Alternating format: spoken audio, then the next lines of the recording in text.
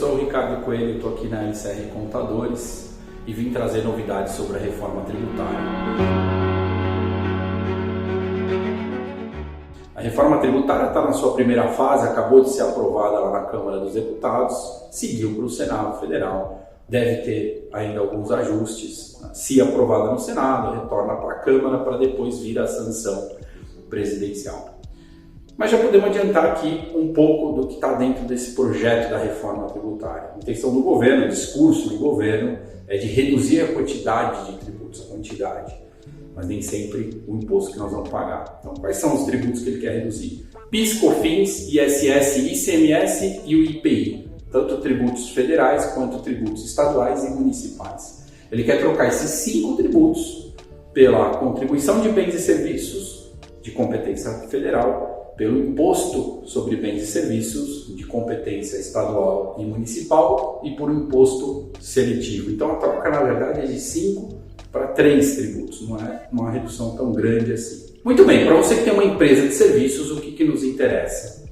Bom, desses 5 tributos, o ICMS e o IPI a gente já não contribui, então nós vamos trocar o PIS, o COFINS e o ISS pela CBS e pelo IBS.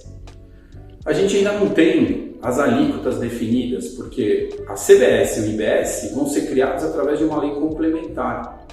Então, estima-se uma alíquota de 25%, que seria um absurdo de aumento de carga tributária.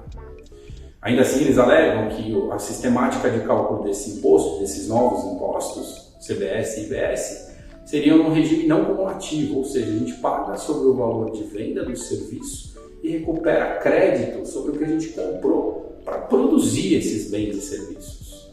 No caso de prestação de serviços, essa recuperação de créditos historicamente é muito pequena, porque o nosso maior custo normalmente é mão de obra. Então é claro que essa conta não deve fechar. Essa alíquota de 25% ainda é uma estimativa, foi prevista, mas já falam em redução de 50% da alíquota para a área de saúde e para a área cultural e artística.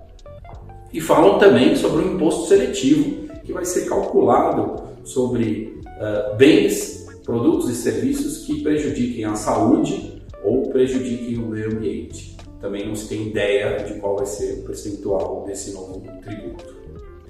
Para quem está no regime tributário simples nacional, nada vai mudar. Não há nenhuma previsão de mudança. Essa mudança só acontece para quem está no regime tributário lucro presumido e lucro real, trocando esses 5 tributos por os 3 novos, CBS, IBS e imposto seletivo.